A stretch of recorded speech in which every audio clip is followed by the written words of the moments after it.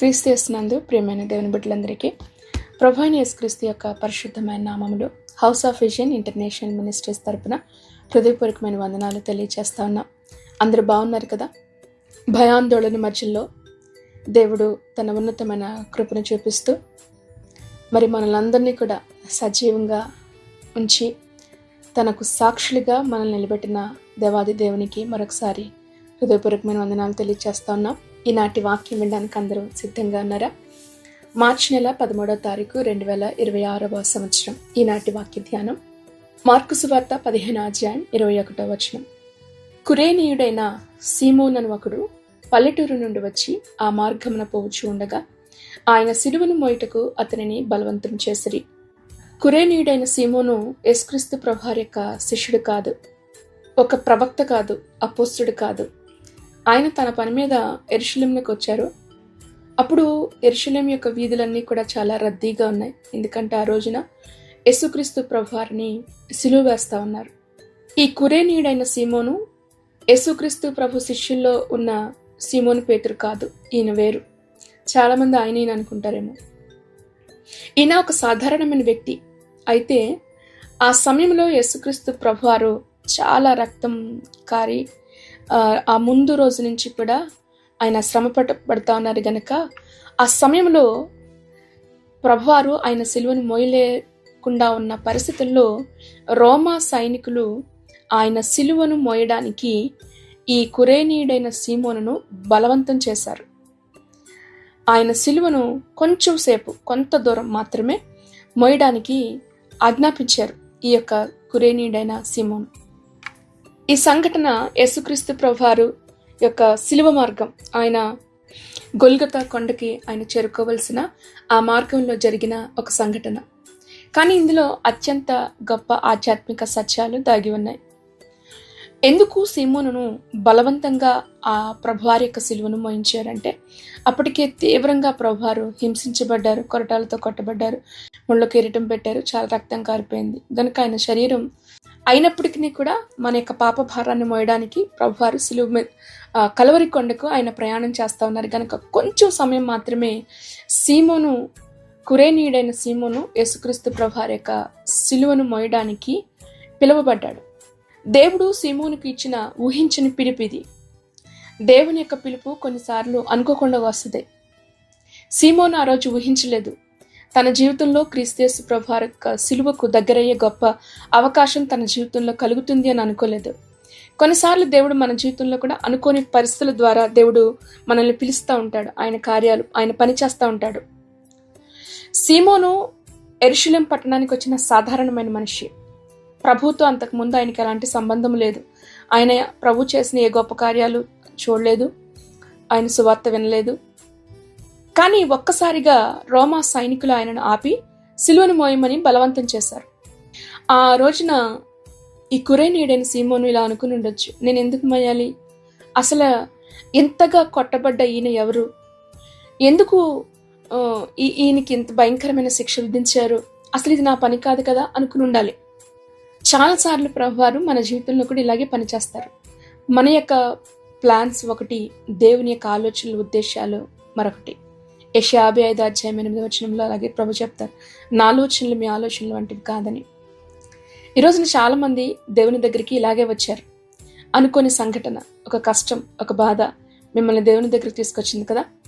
దేవుడు మన జీవితాన్ని మధ్యలో ఆపి తన కార్యాన్ని, తన పనిని మన ద్వారా ప్రభు జరిగిస్తూ ఉంటారు. సిలువ మోయడం అనేది శిష్యత్వానికి ఒక గుర్తు. అయితే సీమోను బలవంతంగా సిలువ మోయడం ప్రారంభించాడు. కానీ యేసుక్రీస్తు ప్రభు ముందే ఒక సత్యాన్ని చెప్పారు.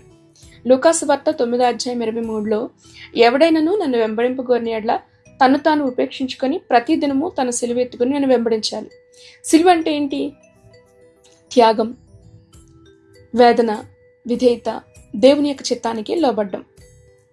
ఈరోజు చాలా మంది క్రైస్తవులకి సిలువలొద్దు, శ్రమ వద్దు, త్యాగం వద్దు, విధేయత చూపించరు, దేవునికి లోబడరు. కానీ వీళ్ళకి ఏం కావాలో తెలుసా? వీళ్ళకి కిరీటాలు కావాలా. కనుక సిలువ లేకుండా కిరీటాలు అనేవి రావు, సిలువ లేకుండా మహిమ అనేది రాదు. రోమిల్ రాసిన పత్రిక 8వ అధ్యాయం 17వ వచనం మనకు అదే వాక్యాన్ని జ్ఞాపకం చేస్తుంది. మనము పిల్లలమైతే వారసులం, అనగా దేవుని వారసులం, క్రీస్తుతో కూడా మహిమ పొందుటకు ఆయనతో శ్రమ పడిన ఎడల క్రీస్తు తోటి వారసులం. శ్రమ పడితేనే మనం వారసులం అయ్యేది అన్న విషయాన్ని మనం మర్చిపోకూడదు. దేవుని పని చిన్నగా ఉన్న ఫలితం మాత్రం చాలా అద్భుతంగా ఉంటుంది. కురేనీయుడైన ఈ సీమోను ప్రభువారి యొక్క సిలువను చాలా కొంచెం దూరం మాత్రమే మోసాడు, కొంచెం సమయం మాత్రమే మోసుండొచ్చు.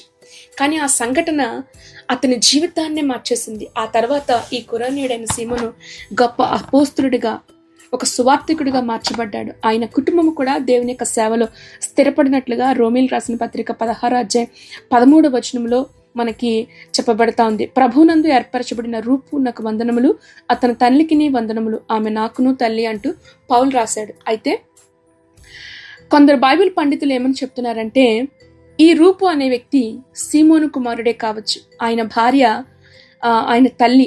పౌలు అంటున్నాడు ఆమె నాకును తల్లి అని. అంటే వారి యొక్క విశ్వాసం, వారి యొక్క పరిచర్య జీవితం ఎంత అద్భుతమైనదో ఆలోచించండి. సీమోను, ఆయన భార్య, ఆయన బిడ్డలు కూడా ఆ తర్వాత కాలంలో దేవుని యొక్క సేవలో వారు స్థిరపరచబడినట్లుగా చరిత్ర, బైబిల్ లేఖనాలు మనకు తెలియచేస్తా ఉన్నాయి. ఒక్కసారి సిలువ మోసాడు, కొంత సమయం మోసాడు, కానీ ఆయన కుటుంబం అంతా కూడా దేవుని రాజ్యంలోనికి వచ్చింది. ఆయన పిల్లలు ప్రభు యొక్క సేవలో వాళ్ళు స్థిరపరచబడ్డారు. దేవుని పని, దేవుని కొరకు నువ్వు చేసిన పని ఎప్పుడు కూడా వృధా కాదు. అది చిన్నదే కావచ్చు, కానీ ఆశీర్వాదం మాత్రం అద్భుతమైనది. కొన్నిసార్లు దేవుడు మనల్ని బలవంతంగా ఆశీర్వదిస్తాడు. సీమోనుకు అసలు సిలువ మోయాలనే ఆశ లేదు, కానీ బలవంతంగా ఆ కార్యం చేయవలసి వచ్చింది. మన జీవితంలో కూడా కొన్ని సంఘటనలు, కష్టం, బాధ, చాలా భారభరితమైన కొన్ని బాధ్యతలు, ఇవన్నీ కూడా గుర్తుపెట్టుకోండి. ఇవన్నీ నీకు దేవుడిచ్చే సేవ అవకాశాలు. ఇవన్నీ చాలాసార్లు మనం మోసే సిలువలు. కానీ ఆ సిలువలను మనం మోసేటప్పుడు దేవుడు మన యొక్క జీవితాన్ని మార్చేస్తాడు. ప్రభు అంటాడు మత్తయి సువార్త 11వ అధ్యాయం 29లో, నేను సాత్వికుడను, దినమనస్సు కలవాడను గనుక మీ మీద నా కాడి ఎత్తుకొని నా యుద్ధ నేర్చుకునడి, అప్పుడు మీ ప్రాణములకు విశ్రాంతి దొరుకును. మనకు సిలువ మోస్తున్నప్పుడు, ఆ భారాలు భరిస్తున్నప్పుడు, ఆ పరిచర్యలో ముందుకెళ్తున్నప్పుడు, దేవుని బిడ్డలముగా విశ్వాస జీవితంలో ముందుకెళ్తున్నప్పుడు చాలా కఠినంగా అనిపిస్తుంది. అదొక శపితమైన జీవితంలాగా అనిపిస్తుంది, గుర్తుపెట్టుకోండి. కానీ ఆ తర్వాతే తెలుస్తుంది దేవుని యొక్క ఆశీర్వాదం అని. అందుకే పౌలు హెబ్రీయులకు రాసిన పత్రిక 12లో ఈ విషయాన్ని మనకి జ్ఞాపకం చేస్తాడు. 11వ వచనం, ప్రస్తుతం మందు సమస్తము శిక్ష దుఃఖకరంగా కనపడుతుంది, కానీ అది సంతోషంగా ఉండదు. దాని యందు అభ్యాసం కలిగిన వారికి అది గొప్ప నీతి, సమాధానమైన ఫలాలను ఇస్తుంది అనేసి. ఎప్పుడైనా ఆలోచించారా? ఓర్చుకోండి, కష్టం వచ్చినప్పుడు ఓర్చుకోండి, శ్రమ వచ్చినప్పుడు ఓర్చుకోండి, సిలువలు మోస్తున్నప్పుడు ఓపిక పట్టండి, అందులో ధ్యానించండి. దేవుడు ఏం నేర్పించాలనుకుంటున్నాడు? ఆ కష్టం ద్వారా, ఆ బాధల ద్వారా, ఆ ఇబ్బందుల ద్వారా మీ జీవితంలో ఈ రోజున అనేకమైన సిలువలు మీరు మోసేవారుగా ఈ వాక్యాన్ని వింటున్న మీతోనే దేవుడు ఈ రోజున మాట్లాడుతూ ఉన్నాడు. ఈ రోజున మీకు కష్టంగా కనిపిస్తుంది, సమస్తము శిక్షగా, దుఃఖకరంగా కనిపిస్తుంది, కానీ దానివలన గొప్ప మహిమ దాగి ఉన్నది అన్న విషయాన్ని మర్చిపోకండి. యోసేపు కూడా తన జీవితంలో అలాగే అనుకున్నాడు. అన్నలు అమ్మేస్తున్నప్పుడు, అన్నలు అపహాస్యం చేస్తున్నప్పుడు, ఐగుప్తు నుంచి వస్తున్న గుగ్గిలం అమ్మే వర్తకులకు అమ్మేస్తున్నప్పుడు యోసేపు చాలా దుఃఖపడి ఉండాలి. కానీ ఆ తర్వాతే తెలిసిందేంటో తెలుసా? దేశాలకు ఆహారము పెట్టేవానిగా యోసేపును మార్చే ఉద్దేశాన్ని దేవుడు కలిగి ఉన్నాడని. అందుకే అంటాడు 50వ అధ్యాయం 20లో, మీరు దానిని చెడుగా ఆలోచించారు, కానీ దేవుడు దాన్ని నాకు మేలుగా మార్చాడు అన్నాడు యోసేపు. మీ జీవితాలు కూడా ఒక రోజున అటువంటి గొప్ప సాక్షులుగా దేవుడు మిమ్మల్ని కూడా తీర్చిదిద్దాలని ఇష్టపడతా ఉన్నాడు. అయితే ఒకటి, ఈ రోజున మీరు మోస్తున్న ఏ సిలువైనా సరే అది కఠినంగా చూడకండి, శిక్షగా చూడకండి, సంతోషంగా అనుభవించండి. దేవుడు మన జీవితంలో అనుకోని విధంగా దేవుడు పనిచేస్తాడు. కొన్నిసార్లు కష్టాలు కూడా దేవుని యొక్క పిలుపు అని గుర్తించండి. సిలువకు, క్రీస్తు యేసు ప్రభు యొక్క సిలువకు దగ్గరగా వచ్చిన వాళ్ళు జీవితాలు మారిపోతాయి, కుటుంబాలు మారిపోతాయి. వారి చరిత్రలో అద్భుతమైన సాక్షులుగా ప్రభు వారిని వాడుకుంటాడు. ఈరోజు ప్రభు ఈ వాక్యం ఏంటి మిమ్మల్ని అడుగుతున్న ప్రశ్న, ఈ రోజున నీ సిలువ మోయడానికి సిద్ధంగా ఉన్నావా? సిలువ మోసిన వారే ఒక రోజున కిరీటం ధరించబోతా ఉన్నారు. ప్రకటన గ్రంథం 2:10లో మనకి ప్రభు జ్ఞాపకం చేస్తాడు, మరణం వరకు నమ్మకంగా ఉండు, నేను నీకు జీవ కిరీటం ఇస్తాను. ఈ వాక్యం ద్వారా మనం మరొక విషయాన్ని జ్ఞాపకం చేసుకోవాలి. చూడండి, దేవుడు సాధారణమైన మనుషులను తన మహిమ కొరకు ఉపయోగిస్తాడు. ఈ సీమోను ఒక గొప్ప వ్యక్తి కాదు, సాధారణమైన వ్యక్తి, ఒక ప్రవక్త కాదు, ఒక శిష్యుడు కాదు. ఒక సాధారణమైన మేబీ ఆయన పల్లెటూరు నుంచి వచ్చాడంటే ఒక రైతు కావచ్చేమో, కానీ దేవుడు అతన్ని ప్రపంచ చరిత్రలోనే ఒక ముఖ్యమైన ప్రాముఖ్యమైన వ్యక్తిగా పరిచయం చేశాడంటే అంత అద్భుతమైనది. నిజమే, లోకంలో జ్ఞానులు సిగ్గుపరచడానికి దేవుడు మనలాంటి వెర్రివారిని దేవుడు ఎన్నుకుంటూ ఉంటాడు. దేవుడు గొప్పవారిని కాదండి, అందుబాటులో ఉన్నవారిని దేవుడు ఉపయోగించుకుంటాడు. ఎంత అద్భుతమైన కృప. ఈరోజు మన జీవితాల యొక్క సిలువలు మనం మోయడం అంటే క్రీస్తుతో భాగస్వామ్యాన్ని అనుభవించడం, ప్రభు యొక్క బాధల్లో మనం భాగం పొందడం, దేవుని యొక్క రాజ్యంలో అద్భుతమైన మహిమ గౌరవాన్ని ఈ యొక్క సిలువ ద్వారానే మనం పొందుకోగలుగుతాం. అంతేకాకుండా మన జీవితాన్ని దేవుడు మనం ఒక మార్గాన్ని దేవుడు మధ్యలో మార్చేస్తాడు. కురేనీయుడైన సీమోను అనుకోలేదు, ఎప్పట్లాగానే ఆ రోజున యెరూషలేముకి వచ్చాను అనుకున్నాడు, తన పని చూసుకుని వెళ్ళిపోదాం అనుకున్నాడు. కానీ ఒక్కసారిగా తన యొక్క జీవితం మారిపోయింది, తన గమ్యం మారిపోయింది, తన మార్గం మారిపోయింది. సౌలు పౌలుగా మార్చబడ్డాడు దమస్కు మార్గంలో. దేవుని ప్రణాళికలు మన ప్రణాళికల కంటే కూడా చాలా అద్భుతమైనవి. సీమోను మోసిన సిలువ అది సీమోన్ది కాదు, యేసుక్రీస్తు ప్రభు యొక్క సిలువ. అది కేవలం కలప చేత కర్రతో చేయబడింది కాదు, లోక పాప భారాన్ని మోసుకుని వెళ్తున్న యేసుక్రీస్తు ప్రభు వారి యొక్క సిలువ. మనందరి దోషమును ఆయన పైన మోపబడింది గనుక మనం మోయలేని భారాన్ని ప్రభు మోసాడు. మన పాపం, మన శిక్ష, మన తీర్పు అన్నింటినీ క్రీస్తు యేసు ప్రభు వారు ఆయన సిలువ పైన ఆయన భరించాడు. అయితే సీమోను మోసిన సిలువ శిష్యత్వానికి ప్రతిరూపం. మనం మోసవలసిన సిలువ ఏంటో తెలుసా? స్వార్థాన్ని విడిచిపెట్టడం, క్రీస్తు కొరకు శ్రమపడవలసి వచ్చినప్పుడు సంతోషంతో అంగీకరించగలగడం, దేవుని యొక్క చిత్తాన్ని లోబడడం. కిరీటాన్ని కోరుకునే ప్రతి ఒక్కరికి కూడా ముందుగా సిలువను అంగీకరించాలి అన్న విషయాన్ని మర్చిపోకండి. ఈ రోజున మన సిలువ అపహాస్యం చేయబడచ్చు, తిరస్కారం చేయబడచ్చు, కష్టం, విశ్వాస పరీక్షలు, ఇవన్నీ కూడా మన యొక్క సిలువలు కావచ్చు. అయితే ఒకటి, నిజమైన శిష్యుడు ఇవి చూసి ఎప్పుడు కూడా వెనక్కి తగ్గిపోకూడదు, వెనక్కి అడుగు వేయకూడదు.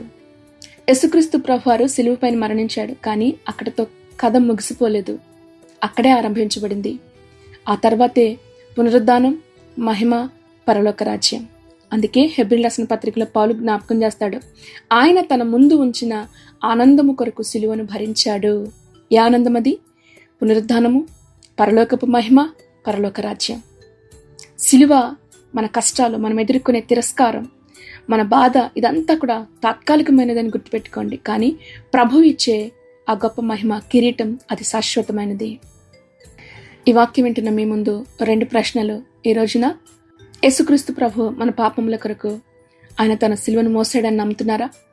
అయితే ఈ రోజున మీ సిలువను మీరు మోయడానికి సిద్ధంగా ఉన్నారా?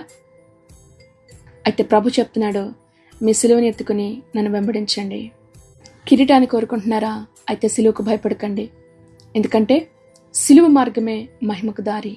ఈ వాక్యం ద్వారా ప్రభు మిమ్మల్ని అందరినీ దీవించి ఆశీర్వదించును గాక. తలలు వంచుదాం, ప్రార్థనలోకి విందాం. మహాపరిశుద్ధుడ, సర్వోన్నతుడైన తండ్రి, మీ పరిశుద్ధ నామాన్ని బట్టి మీకు వందనాలు.